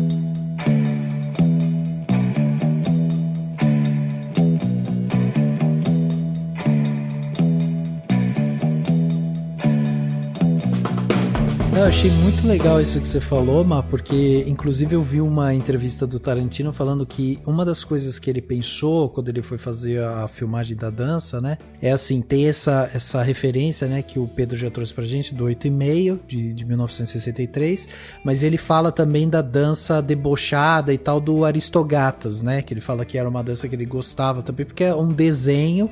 E ele falava disso, mas uma outra coisa que ele também citou foi justamente as cenas de música dos filmes do Godard. E aí ele diz o seguinte, né? Ele diz que a ideia de cenas musicais surgirem do nada era o que ele mais amava nos filmes do Godard, porque elas tornam o ambiente mais amigável, ela traz o público para perto da cena, sabe? Torna tudo mais leve e tal. E aí eu acho que isso se conecta muito também com o que você estava falando antes, sobre essa coisa da não fala, né? Porque é isso que o Dani até comentou sobre o deslocamento, né? O enquadramento que é feito quando eles sentam, logo que eles sentam ali no carro para fazer os pedidos e tal, o Tarantino posiciona a Mia na direita, o Vincent na esquerda, e aí quando ele vai para esse plano médio, enfim, ali um plano mais fechado deles, ele desloca a Mia de um jeito diferente, ele desloca a Mia mais para a esquerda e o Vincent mais para a direita, ou seja,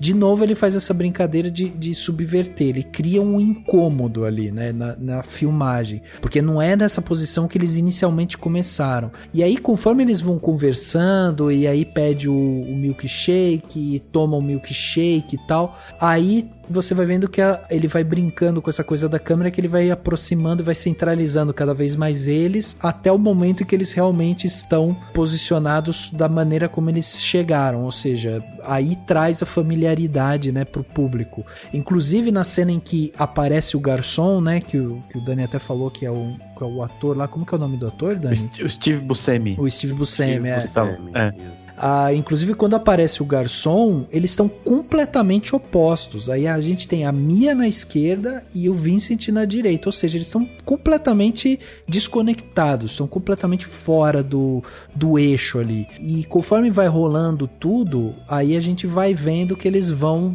se conectando, a câmera vai centralizando cada vez mais eles em tela e tudo mais. E aí quando chega efetivamente na cena da dança, que é para justamente mostrar assim que eles criaram, né, uma conexão, uma afetividade ali e tudo mais, entra isso que o Pedro também estava falando sobre os cortes, porque é muito interessante você ver essa cena. Primeiro, ele começa com um plano aberto e estático, ele só vai trazendo a câmera pra frente, e é um take longo assim, né? De novo a gente vê essa veia da novela vague nele, então ele vai trazendo a câmera pra frente e os dois começam a dançar, então você tá observando os dois dançarem num primeiro momento, mas num segundo momento ele posiciona de novo a câmera como esse terceiro personagem, que é o público, e aí a gente tá no meio deles dançando, porque daí ele pega com a câmera na mão e daí ele vai fazer um take mais próximo do John Travolta, vai mostrar o pé da Mia, sabe, vai mostrar eles dançando, a câmera sacode um pouco mais e tal, e aí ele insere o público efetivamente dentro da dança. E essa questão do corte é interessante porque eu contei, e são só 3 cortes que ele faz nessa cena inteira, desde o momento em que eles sobem no palco e eles começam a dançar, até a hora que tem a transição e a cena acaba da dança, né? Então ele faz 3 cortes só e você tem isso, câmera estática, aí você tem a dança, você tá vendo eles dançar, você tá começando a entender o que tá acontecendo, um segundo momento que é a câmera na mão, você junto com eles dançando, e esse terceiro momento que é um corte de novo quando você dá o adeus à cena, né, assim. Então isso é muito legal realmente, como ele consegue fazer esses posicionamentos com câmera e já contar toda uma história justamente sem precisar falar. É, muito melhor, fica muito mais interessante, principalmente a nossa percepção é muito melhor.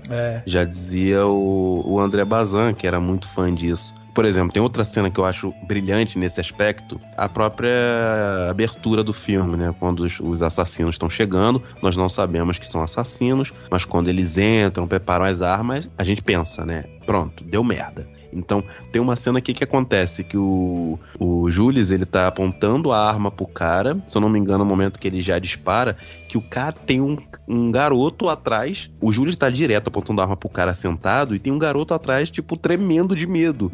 E é muito engraçado que dá pra ver a cara, porque ele enquadra exatamente o garoto no meio, ou seja, o garoto tá desesperado, e isso reforça muito esse efeito de tensão, fica mais interessante.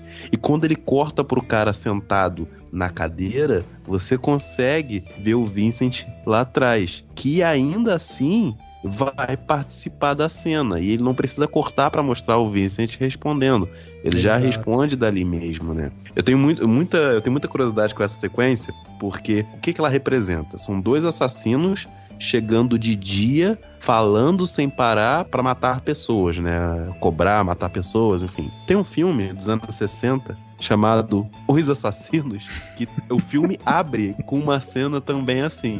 Só que qual é a diferença? São 2 assassinos chegando sem falar nada, eles não falam nada, e é de noite. E eles também estão indo matar um cara, sabe? É muito brilhante a releitura que o Tarantino pega algumas questões pra brincar, né? Quase todo filme do Tarantino é sobre cinema, quase todo, né?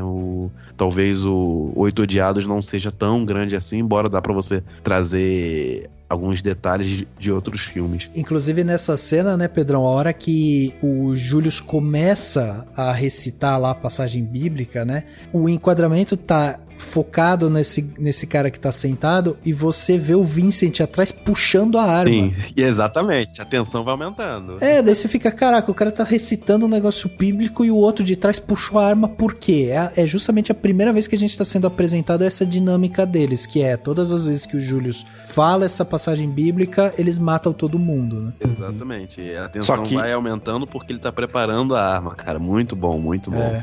E é interessante pensar, porque assim, ele cita isso e eles matam. Aí o Julius tem todo um arco de redenção, de tentativa de deixar o crime e tal. E no final ele cita esse trecho e não mata, né? Chega a apontar a arma lá pro personagem do Tim Roth, não mata o Tim Roth, né? E fala pra ele ir embora. Que vai ter também mais um impasse, só que ele já constrói a cena mais fazendo o famoso impasse mexicano, onde cada um aponta uma arma pra outro, que tem cães de aluguel, enfim. E que tudo bem, não foi ele que inventou, já tem em outros filmes também. Aqui o que eu acho interessante é que ele faz isso, ele não corta, ele monta a cena e o Vincent entra por último, né, numa marcação de cena muito bem definida, mas em nenhum momento chega a soar como insultante, né, pra nossa inteligência. Agora, veja como esse filme venceu o Oscar de roteiro com justiça, porque essa cena que a gente tá falando do Julius e dessa coisa dele ver o milagre, e aí ele começa a falar que ele vai parar de trabalhar e tudo mais, o filme ele tem essa coisa de não ser linear. E aí, cara, tem uma coisa que eu acho tão genial nesse roteiro, que eu acho tão incrível, que é o seguinte: a última cena do filme é eles na cafeteria lá, e aí tem aquele diálogo, ele recita, né, a passagem bíblica, mas ele não mata e tal, e aí eles vão embora. Essa é a última cena do filme ali. Nesse momento que eles vão embora, se você for parar pra pensar na cronologia das coisas, o que aconteceu? Eles pegaram o carro, foram até o Marcellus, aí é aquela cena que a gente vê, né? Eles chegam lá do Marcellus com aquela roupa, não sabe por que aconteceu, por que eles estão com aquela roupa e tudo mais. Aí você tem já aquela primeira divergência ali entre o Butch e o Vincent, então já tem essa coisa. Provavelmente o Butch risca o carro do Vincent, a gente vê esse carro riscado naquele momento em que ele tá correndo, né, com a Mia pra dar injeção de adrenalina, tipo, o carro para, e de novo esse enquadramento maravilhoso do Tarantino, porque quando o carro para e aí ele vai filmar o Vincent no chão, você vê o carro atrás com um risco ali, então você tá vendo o que foi falado, você tá vendo depois. Mas tudo bem, então eles chegam até o Marcellus, eles estão ali, dali a gente sabe que o Julius pediu demissão, ele já estava decidido que ele ia parar, então ele chegou lá e pediu demissão, e ele não trabalha mais com o Marcellus. E aí você tem a continuação disso, que é o Butch não cumpre o combinado, começa a ser procurado pelo Marcellus. O Marcellus agora não tem mais o Julius, ele só tem o Vincent. Então o Marcellus vai junto com o Vincent atrás do Butch, né, na casa dele. E aí, olha essa construção. Por isso que eu acho que esse roteiro é inacreditavelmente bom. Porque olha essa construção. Quando o Bush, ele tá indo embora da casa dele, né? Depois que ele mata o Vincent e tudo mais, ele para o carro e daí ele vê o Marcellus na frente dele. Aquela cena é uma referência muito clara à Psicose. Em Psicose que tem exatamente essa cena. Ela para e olha ali na frente dela, o cara é igual. Quando ela tá fugindo com dinheiro. Exato, exatamente. É igual, mas enfim, aí ele para ali. O Marcellus, ele tá carregando 2 copos de café. Por quê? Porque estava ele e o Vincent na casa do Butch esperando ver se ele aparecia. Com quem ele provavelmente estava confiando no Vincent depois que ele viu que ele cuidou bem da esposa dele. Exatamente, exatamente. E aí é interessante por quê? Porque quando o Butch foi pra casa dele e ele entrou na casa e ele abre, né? Tem inclusive essa cena, ele abre um saco de bolacha, ele faz barulho, ele coloca o negócio na torradeira e tal. Tipo, esse barulho, ele não é estranho pro Vincent que está no banheiro, porque o Vincent estava acompanhado. O Marcellus, ele tinha saído para comprar café. Então, o Vincent tá dentro do banheiro e começa a escutar um barulho do lado de fora. Na cabeça dele, o Marcellus chegou com o café. Entendeu? Ele vai sair.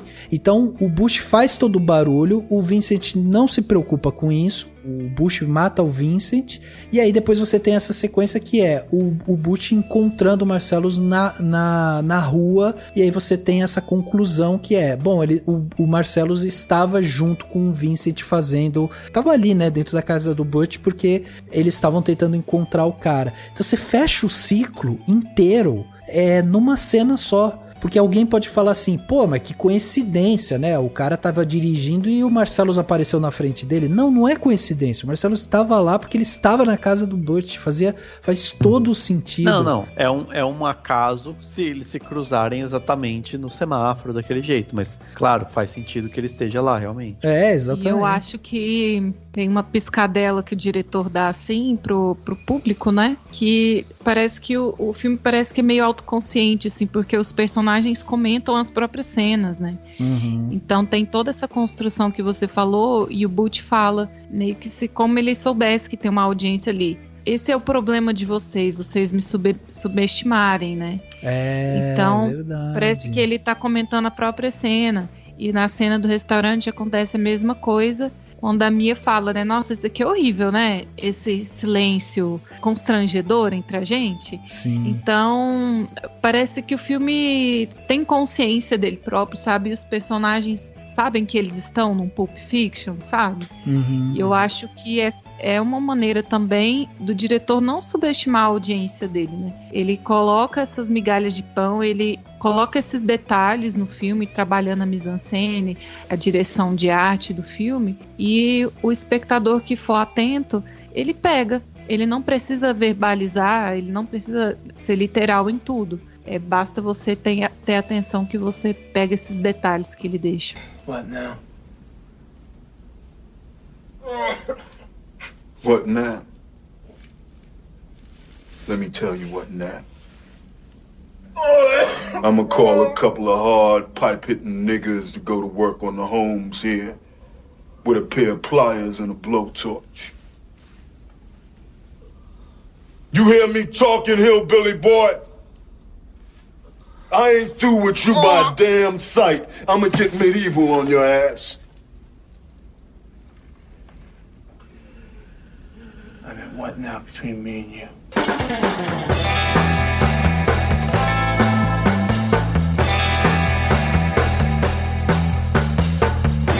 brincadeira que começa aqui, essas referências, essa ideia, essa teoria que todos os filmes do Tarantino se passam em um só.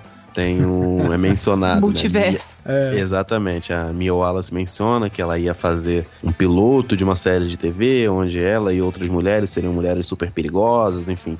Que são as mulheres que algumas pessoas citam lá do Kill Bill.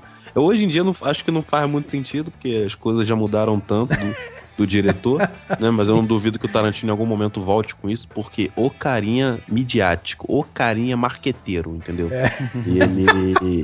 E ele sabe brincar com o público, então é curioso achar que o filme até isso gerou também. Sim.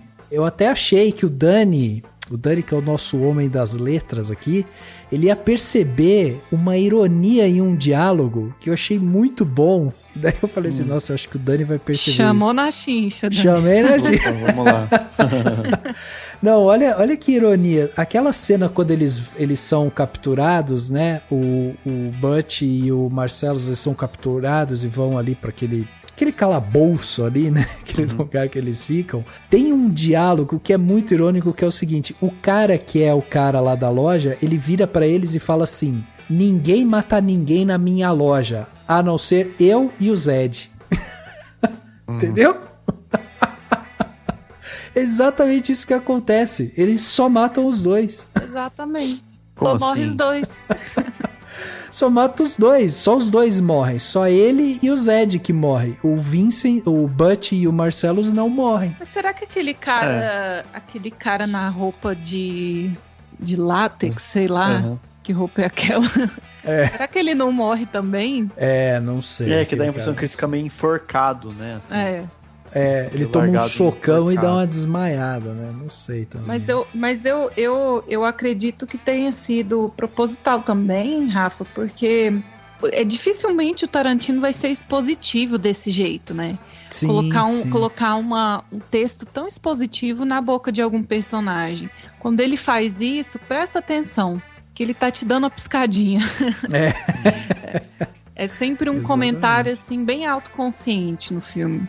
Eu também acho. Por isso que eu achei, pra mim foi um comentário irônico, assim, porque ele fala assim, ó, aqui ninguém mata ninguém na minha loja, a não ser eu e o Zed, dá esse duplo sentido, né? Que ninguém vai matar ninguém, a não ser que queira me matar e o Zed, aí tudo bem. Parece que é isso. Mas não é isso. Então é muito, muito interessante isso. E vocês sabem outra coisa que eu vi curiosa sobre esse filme? Esse filme, obviamente, assim como eu acho que todos os filmes, né, quando você assiste ele de forma pausada e tal, eu tenho feito muito esses exercícios de assistir o filme e observar muito assim onde que tá sendo feitos os cortes, sabe? E aí você vai encontrando, né, erros, falhas, né, um pedaço que provavelmente eles encaixaram ali pra fazer sentido, mas não era pra estar ali e tal. Então esse filme, obviamente, tem vários momentos que isso acontece, né? Por exemplo, a própria cena do tiro lá no Jules e tal, a primeira vez que aparece eles já tem a marca de bala atrás, sabe? Então, tipo, fica meio estranho assim, porque depois o cara sai atirando, mas já tinha a marca de bala. Mas, tipo, isso é uma coisa que a gente só consegue reparar depois, né, que vê o filme. E aí tem um detalhe na cena da cafeteria, que é a última cena, e aí tem aqueles caras assaltando todo mundo e tal. Tem um momento que o cara lá, que é o assaltante, ele pega aquele gerente e enfia a cabeça do gerente no balcão e fica falando pro cara, você vai ter que falar pra todo mundo ficar calmo e eles vão ter que me obedecer e tal. Quando ele tá dando esse diálogo ali com o cara, você vê alguém da produção no reflexo do caixa. Tem uma caixa registradora, e você vê um reflexo de uma pessoa ali. E aí, olha que incrível isso. O Tarantino viu isso, e aí nos créditos do filme ele colocou o nome do cara e do lado ele colocou Coffee Shop. Já que não deu pra pagar na pós, né? Vamos assumir. Não tem a ver com reflexo, é porque o cara fala, né? Ele fala assim, eu sou só um coffee shop. Em vez de falar que é um gerente do coffee shop, ou que ele é só, então, tipo, ele tá falando a empresa, sei lá. E aí eles colocaram um coffee shop, acho que porque o cara fala isso também. Que ele é um coffee shop. Ele falou assim, eu sou só um coffee shop, com quem diz, tipo, isso aqui, né? O que eu vi foi o oposto, que ele pegou o nome da pessoa que era da produção e colocou ali, porque ela apareceu por engano, entendeu? Foi isso que eu li, agora eu não sei. Vamos ter que investigar isso daí. Sim, porque eu entendi que é o cara mesmo, sabe? Em vez de estar gerente do coffee shop, tipo, garçom, sabe assim, dono do coffee shop, colocaram só coffee shop, né? Mas enfim, mas essas piscadelas também até nos créditos que às vezes rola, né, assim. Sim, e uma coisa que eu acho que tem muito a ver com esse filme saber que é um filme, né, o filme ter momentos em que você sabe que é como se né, o que vocês comentaram, né, que as pessoas sabem que que são personagens, né, de um pulp, não sei o que, até me lembra aqueles momentos do quadrinhos da Mônica, né, que eles citam, falam assim, mas quem me criou? E aí tem alguém desenhando eles lá mesmo, assim. Sim. Ou que eles saem do quadrinho, né, e tal. Meio que ele tem esses elementos, né, nesse filme.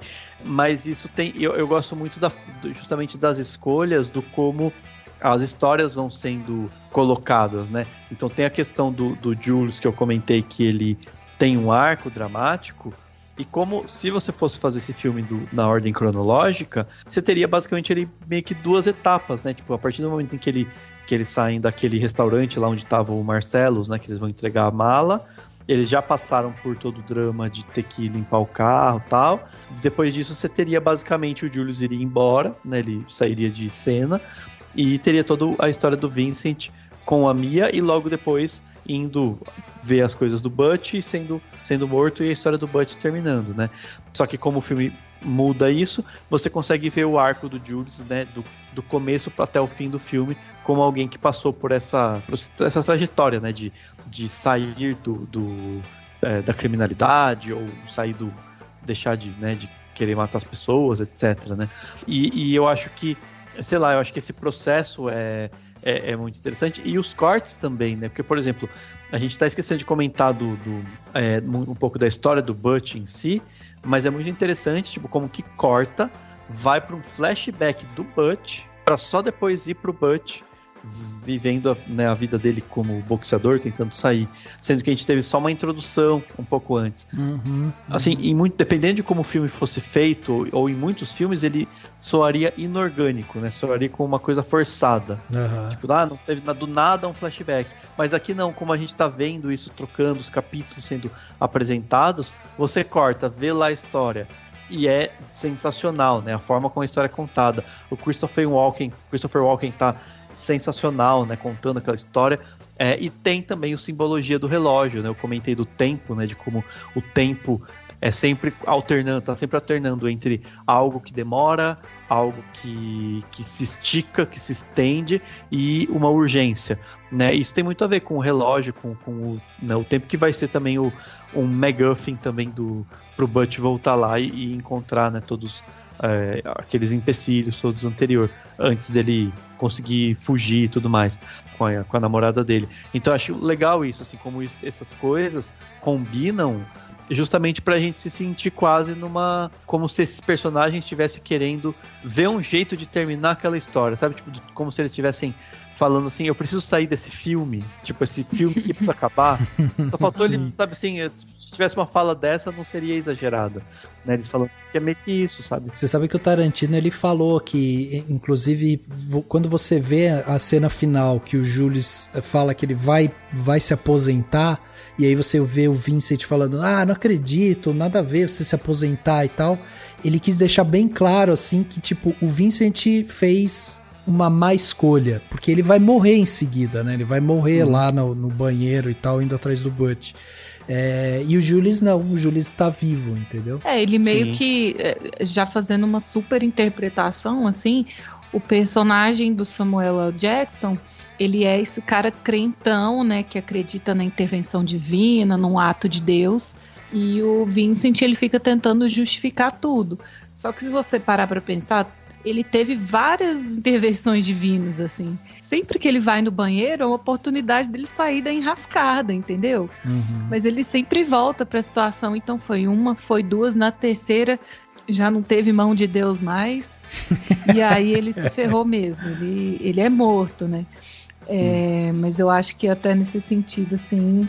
Interessante dessa questão da montagem, né, é que o filme, na primeira sequência, ele já dá esse recado de que vai ser um filme picotado, né, porque a gente tem a cena do casal ali no restaurante, e aí quando a ação vai começar de fato, ele joga o logo do filme, um musicão tocando no fundo e interrompe aquela ação. Então você já sabe que vai ser um filme episódico, assim, né, que vão ter essas partes.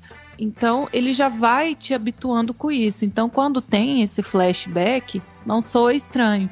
Mas ele consegue diluir essas histórias e elas não perdem a força, né? Acho que muito pelo fato delas estarem interligadas e ter pontos em comum entre uma história e outra, mesmo eu interrompendo a história do Samuel L. Jackson e do Vincent em vários momentos, ele dilui essa história em vários pontos da narrativa, assim, elas continuam fortes até o final, porque elas se entrelaçam, né? Exatamente. E você falou do banheiro, a última cena do Jules, cronologicamente falando, né, se você colocar o filme em ordem cronológica, a última cena é ele falando que vai ao banheiro. Né? Ele fala, eu vou ao banheiro, e ele some. Então, assim, é como se também se o banheiro fosse um lugar sei lá, onde o tempo não passa, né? A proteção, onde você não tá no filme, sabe? Porque querendo ou não é isso. Quando a pessoa vai ao banheiro, né, assim, num filme, raramente você tem isso, mas você não mostra, você tem o obsceno, no sentido de que aquilo que não é mostrado. Então, não deixa de ser, tipo, ele fala assim, eu vou ao banheiro, é como se ele estivesse fora da jogada, né? E claro, a gente não percebe tanto porque o filme, a coisa tá no meio, ele vai aparecer depois, mas é porque a gente não tá vendo a história na ordem cronológica. Se for, é a última cena do Samuel Jackson, ele falando, eu vou ao banheiro, e aí ele vai, né? E, enfim, que é lá naquele lugar do Marcelo. Né? Sim. Agora, a gente começou esse podcast falando de banheiro, estamos terminando falando de banheiro também, né? Então dá pra ver que é um filme muito redondinho. O podcast também foi muito redondinho. Mas eu queria perguntar pra vocês, o que vocês acharam, o que vocês acham que tinha dentro daquela maleta, no final das contas? Eu li uma teoria conspiratória de que era a alma do Wallace. Nossa. Por isso que eles estavam tanto atrás de defender essa maleta. Mas enfim, não sei, eu acho que no fim das contas não importa, não né? Importa, se é cocaína, se são barras de ouro que valem mais do que dinheiro, eu acho que é mais o símbolo do que o que tá ali dentro, né?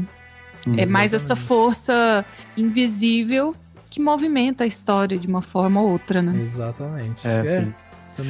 Eu também acho, assim, tipo, eu sou meio louco, mas tipo, eu, em nenhum momento me pergunto isso. Porque acho que o filme é feito de um jeito que você...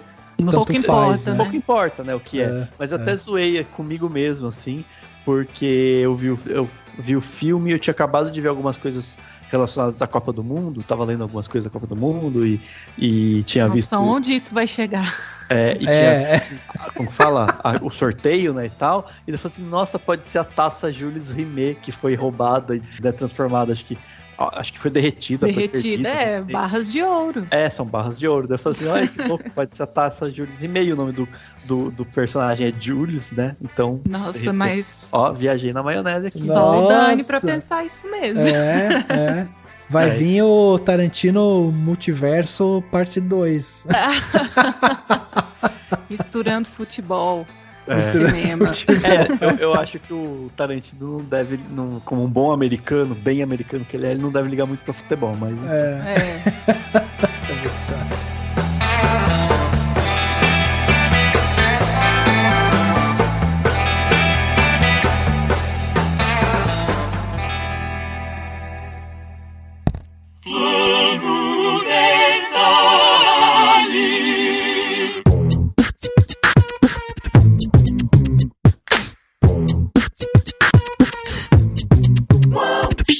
Plano plano detalhe da semana, né? Aquele momento aqui onde a gente dá dicas, né, pros nossos ouvintes, para você poder aproveitar. A primeira grande dica, obviamente, é assista Pulp Fiction, né, de novo. Se você não assistiu, assista a primeira vez. Se você já assistiu, volta, revisita o filme, porque, olha, é um filme excelente e ele não envelheceu mal. É um filme muito bem dirigido, que você vai gostar, vai ser um ótimo entretenimento. E que está na HBO Max, né? Acho que é HBO, exatamente, na HBO Max.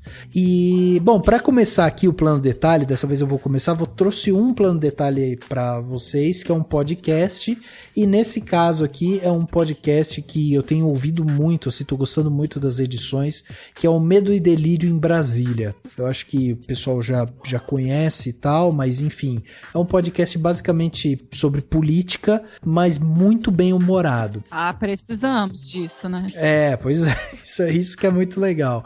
Ele é todo editadinho, assim, então vira e mexe entre umas gagzinhas no meio, sabe? Umas brincadeirinhas. A pessoa que apresenta, né, ele vai muito bem também, ele faz umas imitações, às vezes ele imita o Alexandre Frota, imita o Lula, enfim, é muito maluco, assim, mas o que eu acho legal é que, apesar de ter esse rótulo, né, humorístico em volta dele, ele passa muito bem as informações, sabe? Ele consegue explicar muito bem o que tá acontecendo, ele vai ler a notícia que saiu. Tem fontes seguras, né? Fontes seguras, exatamente.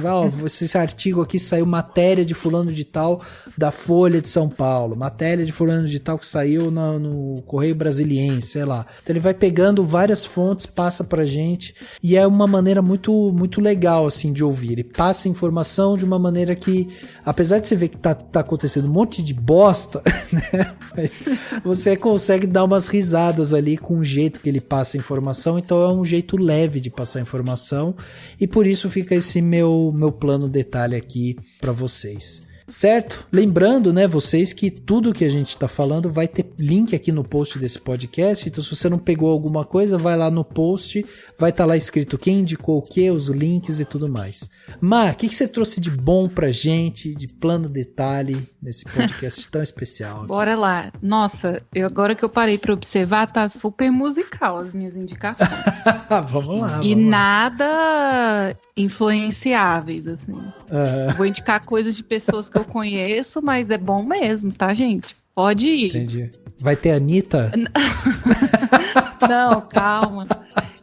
Vou começar indicando um podcast do meu colega, do meu amigo Leandro Luz, que é um dos meus 4 mosqueteiros, né? Lá no Plano Sequência. Ele começou faz algumas semanas já com um projeto novo que chama Um Disco, Um Filme. E aí é o Leandro Luz e o amigo dele, o Gabriel Ritter, e em cada episódio eles comentam um filme e um álbum, né? Um disco que se relacionam entre si. E é super interessante, programa leve, divertido, bem musical. Então indico pra vocês lá o podcast do meu amigo Leandro, Um Disco, Um Filme. Continuando nas indicações musicais, eu quero indicar para vocês um clube de assinatura. Olha! Tá? Se você pudesse dar a esse luxo, chama Noise. Não sei se vocês conhecem.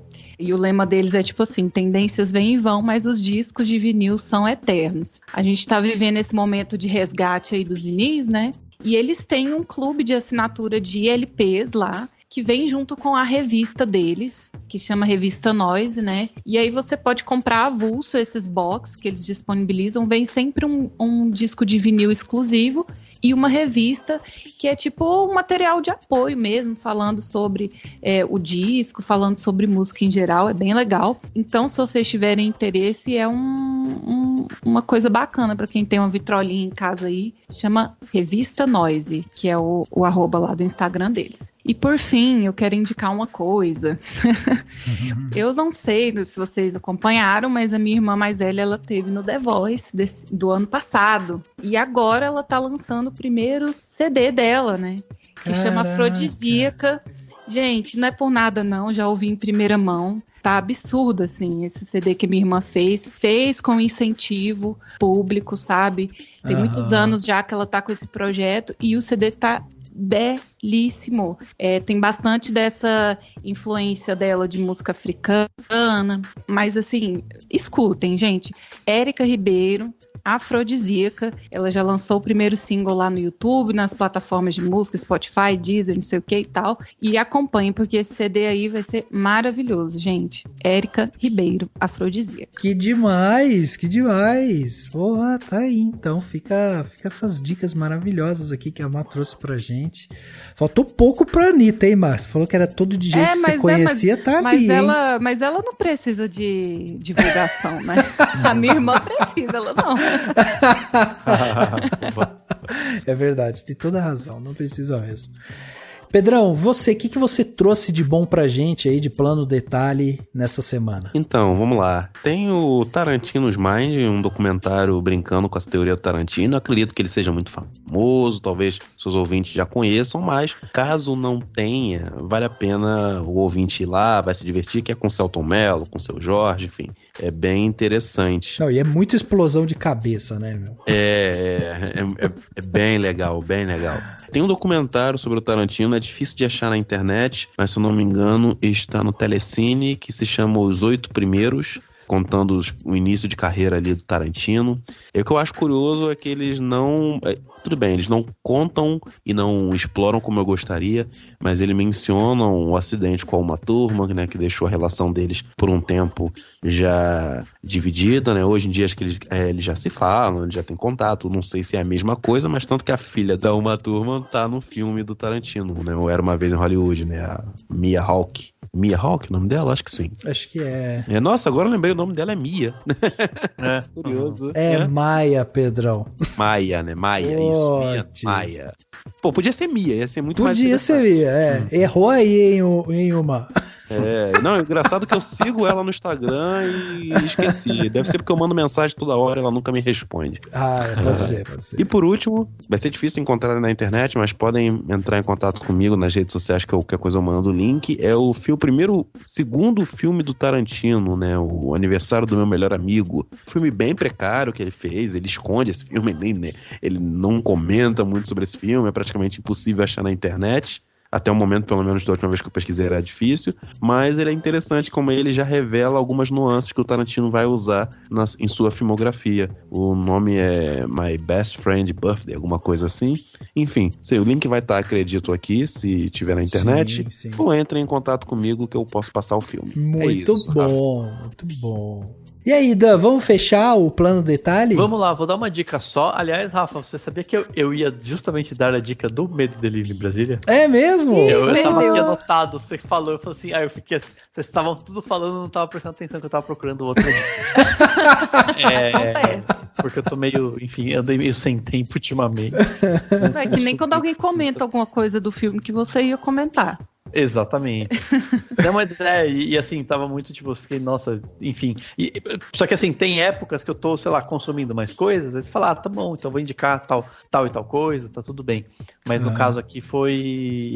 Ultimamente eu tava meio sem tempo, então não tem muita novidade. Mas eu vou indicar um podcast também que eu ouvi nessa época agora, um pouco antes do Oscar, já faz umas 2 semaninhas aí que eu não ouço os episódios novos, que é um outro podcast de cinema e que eu não conhecia, né, achei lá aleatoriamente, até tentei achar redes das pessoas, não achei tanto, mas vou procurar mais, que é um podcast chamado Cinema Etc., né? É um projeto bem bacana, são umas conversas bem leves também, bem gostosas, né? Assim, falando eu ouvi os relacionados ao Oscar, dos filmes indicados e tal, achei bem bacana a forma como eles conduzem os bate-papos e ao mesmo tempo é uma coisa bem leve, bem assim, sabe, dando umas dicas, comentando de um jeito despretensioso, mas ao mesmo tempo com uma visão até e algumas coisas bem diferentes, sabe, do que eu estava pensando, uma forma de enxergar as coisas de um jeito diferente que eu não estava vendo em outros podcasts, e entrou para minha lista aí de muitos, né, tem vários podcasts que eu ouço, que eu tenho, eu sou assim, né, tipo, eu não ouço todos os episódios de todos, mas eu tô sempre acompanhando, e esse daí acho que entrou aqui na minha listinha, então eu vou indicar também para todo mundo. E você não precisa deixar de ouvir o Cinemação para ouvir esse, você pode ouvir todos juntos, inclusive. É verdade, tá aí.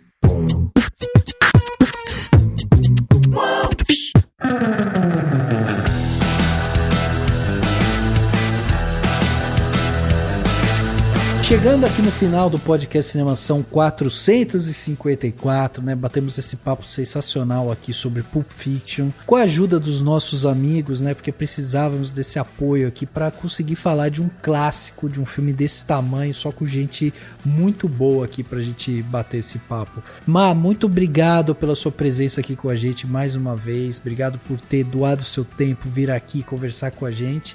E deixa o convite, Má, se as pessoas quiserem te ouvir, onde que elas te ouvem, onde que elas vão acompanhar seu trabalho, suas redes sociais, enfim, né?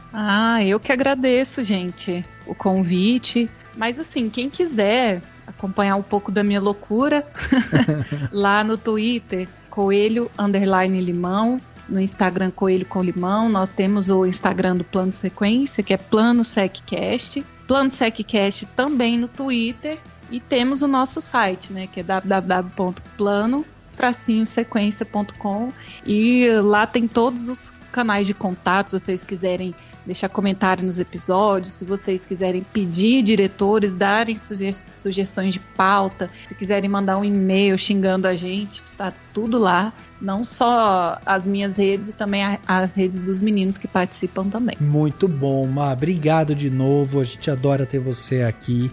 Pedrão, muito obrigado pela sua participação aqui nesse podcast. É sempre maravilhoso ter você aqui com a gente. Você sabe do carinho, da felicidade que a gente tem em ter você aqui. Então, muito obrigado. E deixa aí, né, o convite para quem quiser aprender mais sobre cinema com você, nosso professor aqui, onde que te encontra, quais são as redes. Professor, ótimo. Se os amigos meus ouvissem isso, eu me zoar tanto.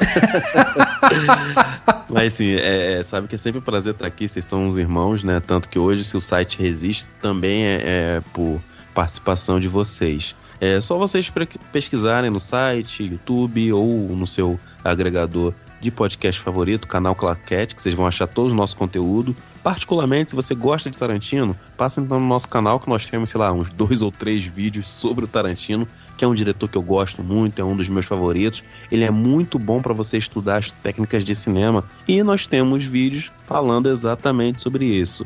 Técnicas de cinema, como ele monta a composição das cenas dele, enfim. Vai ser bem legal, e você consegue achar no YouTube procurando o canal Claquete Filme Tarantino. Aí você vai conseguir achar. Bom, é isso, muito obrigado pelo convite. Valeu, Rafa, valeu, Dani, valeu, Marina. Valeu, Pedrão, valeu. Dan, obrigado também pela sua participação aqui, mais um primeiro episódio de filme clássico desse ano ainda. Sim, exatamente. Primeiro que a gente comenta um filme com mais tempo, né? E sim, espero que todo mundo goste, e vamos tentar fazer de outros, inclusive, enfim, alguns talvez menos esperados, mas tão bons quanto. E é isso, brigadão, obrigado Pedrão pela participação, obrigado Marina por ter vindo aqui gravar com a gente, e enfim, obrigado a todo mundo que tá ouvindo. E lembre-se sempre, gente, se um dia alguém estiver apontando uma arma pra você e fazendo perguntas, não responda com what, nem o que, vai dar ruim. Gesticula. Gesticula. Balança a cabeça. Pede pra repetir, fala assim, por favor, eu não sei responder. Isso aí, fica a dica, fica a dica. O podcast Cinemação 454 fica por aqui, a gente se vê no próximo.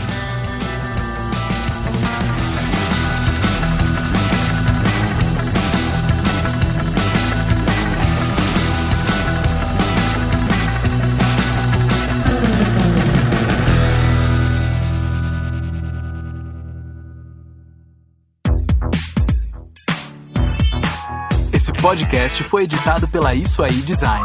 Tudo isso é forma com função. É design estratégico. É isso aí.